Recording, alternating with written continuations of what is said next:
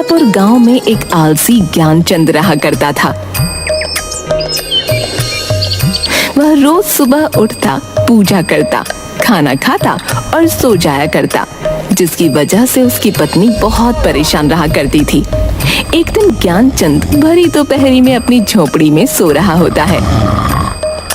अरे अरे अब तो उठ जाइए जी। दैया रे दैया, आखिर कब तक यूं ही सोते रहोगे? सुबह से दोपहर हो गई है जी, उठ जाइए, जाकर अपने खेत देखाइए ना। इस बार की भी अपनी फसल अच्छी नहीं हुई है। हाँ। अरे अरे क्यों तंग करती हो भाग्यवान? है ये मेरे सोने का समय है। हाँ, मेरा राहु बता रहा है कि अभी बाहर जाना मेरे लिए शुभ नहीं होगा। हाँ, अभी खेत में जाऊंगा तो जरूर कोई अपशगुन होगा। हाँ, तुम एक काम करो भाग्यवान, मेरे लिए भोजन ले आओ, मुझे बहुत भूख लगी है। जाओ जाओ लेकर आओ भोजन। हाँ। हे भगवान, दैया रे दैया, ये कैसा आलसी पति दिया है मुझे, जिसे बस सोना और खाना ही आता है। थोड़ी देर पहले अभी तो भोजन किया था आपने, और अभी फिर से। हे भगवान, दिन भर में कोई तो काम करते नहीं आप। हाय हाय, किस आदमी के साथ बन गई मैं। दैया रे दैया। ये देखिए जी, मैं आपके लिए भोजन ले आई हूँ, अब तो उठ जाइए ना। अरे वाह वाह, कितनी अच्छी खुशबू है भोजन की।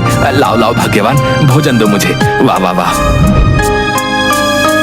आज तो तुमने गुड़ का चूरमा भी बनाया है। अरे वाह वाह वाह।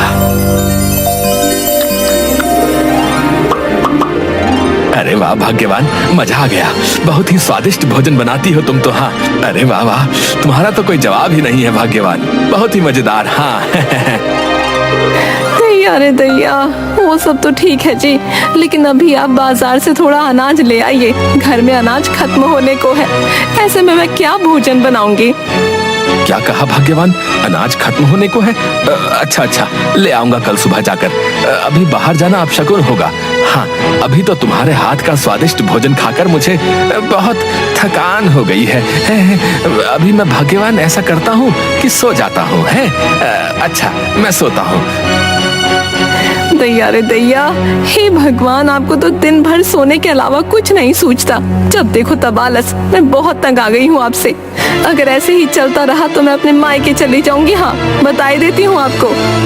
अच्छा अच्छा ठीक है भाग्यवान, बाद में सोचूंगा इस विषय के बारे में। अभी मुझे नींद आ रही है। हाँ, तुम मुझे सोने दो। हाँ। जिसके बाद ज्ञानचंद खर्राटे लेता हुआ सो जाता है। अगली सुबह एक साधु महाराज ज्ञानचंद के घर भिक्षा मांगने आते हैं। अरे कोई है? साधु को भिक्षा दे दो, भिक्षाम देहि। अरे साधु महाराज, क्या चाहिए आपको?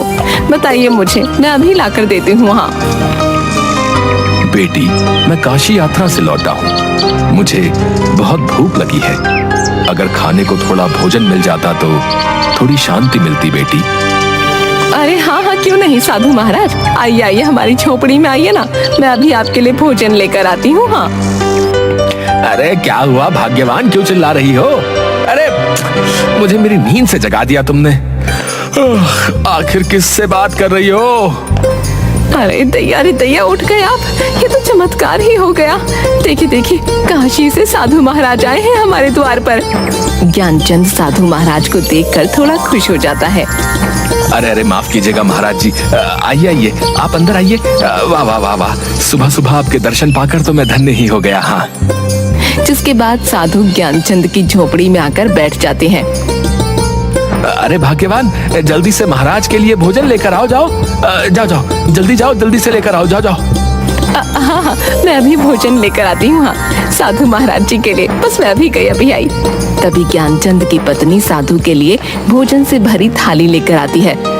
ये लीजिए महाराज, आप भोजन कीजिए। हाँ, कीजिए कीजिए, खाकर बताइए मेरे हाथों का भोजन कैसा लगा आपको।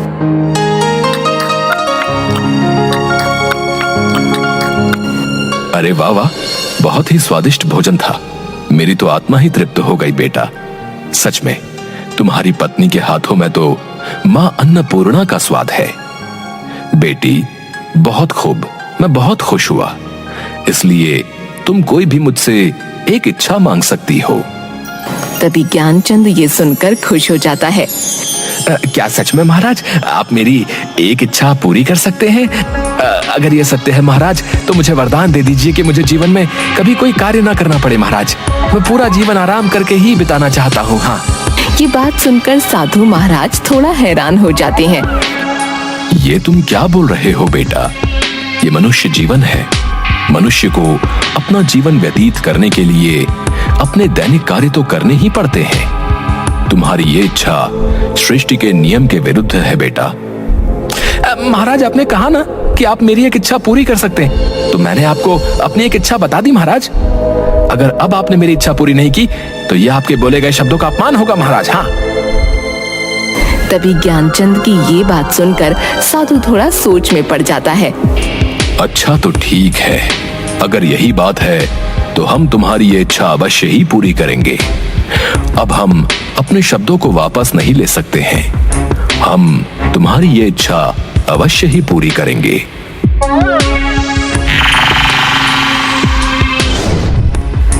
डरो मत, ये जादुई राक्षस है। ये तुम्हारी हर इच्छा पूरी करेगा। तुम्हारी इच्छा है कि तुम जीवन में कभी कोई कार्य न करो, तो ये जादुई राक्षस तुम्हें कोई कार्य नहीं करने देगा। तुम्हें जो भी कार्य करवाना होगा ये जादुई राक्षस कर देगा। लेकिन याद रखना, इस जादुई राक्षस को तुम्हें हमेशा किसी न किसी कार्य में ही व्यस्त रखना होगा, क्योंकि जिस दिन इस राक्षस के पास करने को कोई कार्य नहीं होगा, ये तुम्हें ही खा जाएगा।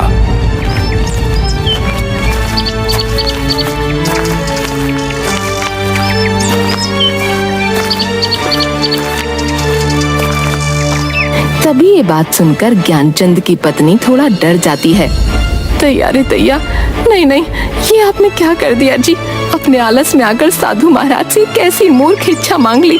मुझे तो आपके लिए बहुत चिंता हो रही है जी। अगर किसी दिन इस भयानक दिखने वाले राक्षस ने आपको ही खा लिया तो मैं क्या करूंगी जी? अरे भाग्यवान, तुम व्यर्थ में ही चिंता कर रही हो। ऐसा कुछ नहीं होगा। अब तुम देखना मैं इस राक्षस से कैसे सारे कार्य करवाता हूँ। हाँ, अब तो मुझे कोई कार्य ही नहीं करना पड़ेगा भाग्यवान है, और तुम्हें भी मुझसे कोई शिकायत नहीं होगी। हाँ। ए मनुष्य, बोलो, मैं तुम्हारा क्या कार्य कर सकता हूँ? क्या आदेश है तुम्हारा?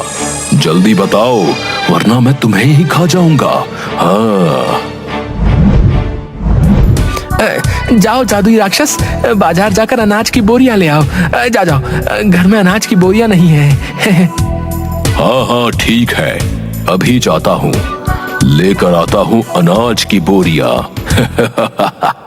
और वह राक्षस अचानक से गायब हो गया और तुरंत ही अनाज की बोरी ले आता है, जिसे देखकर ज्ञानचंद और उसकी पत्नी हैरान हो जाते हैं।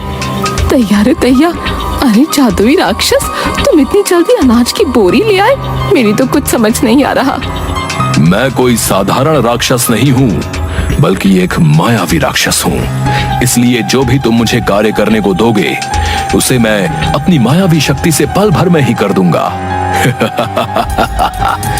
अब बताओ और क्या कार्य करना है, वरना मैं तुम्हें ही खा जाऊंगा। ज्ञानचंद थोड़ा सोच में पड़ जाता है। अच्छा अच्छा ठीक है, तुम यहाँ से मेरे खेत में जाओ और जाकर सिंचाई कर दो। जादुई राक्षस, जाओ जाओ। ठीक है, मैं तुम्हारे खेत की सिंचाई करके अभी आया। दैया रे दैया, सुनिए जी, मुझे तो बहुत डर लग रहा है। ये जादुई राक्षस तो सच में बहुत भयानक है जी। अगर सच में इसने आपको कुछ कर दिया तो